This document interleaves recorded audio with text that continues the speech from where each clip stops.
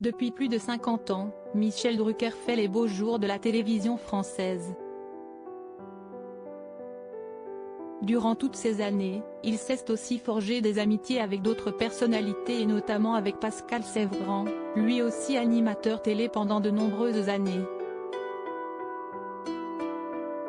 Si ce dernier est aujourd'hui décédé, le célèbre présentateur de Vivement Dimanche garde des souvenirs bien précis de l'homme qu'il a été.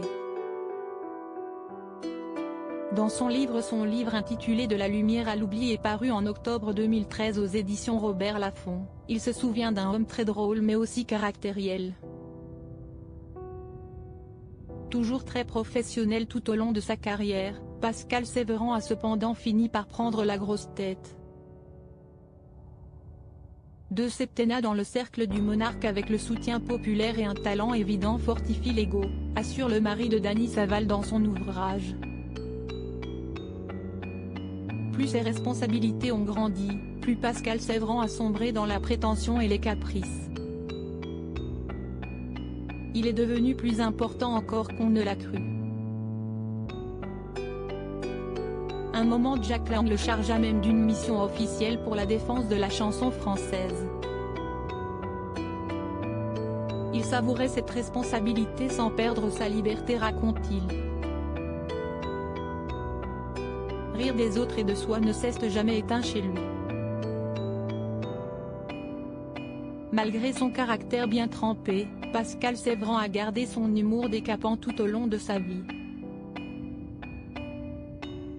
Une qualité indéniable que Michel Drucker a toujours appréciée et même admirée. Gênes arrive à sa qualité première à mes yeux, d'un bout à l'autre de sa vie, Pascal Sevran a préféré l'humour à tout. Le grand mot est lâché, celui qui vous protège le mieux du pouvoir et des vanités, dérision et autodérision.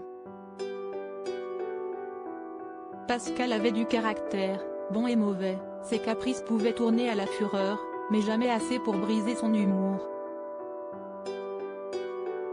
Rire des autres et de soi ne s'est jamais éteint chez lui. Explique-t-il. Jusqu'en 2008, année où l'animateur s'est finalement éteint, Michel Drucker et lui ont entretenu une belle amitié. Pascal était mon ami. Il n'avait rien oublié de la brève période où je lui avais fait gagner un peu mieux sa vie quand il en avait encore besoin, conclut-il avec nostalgie.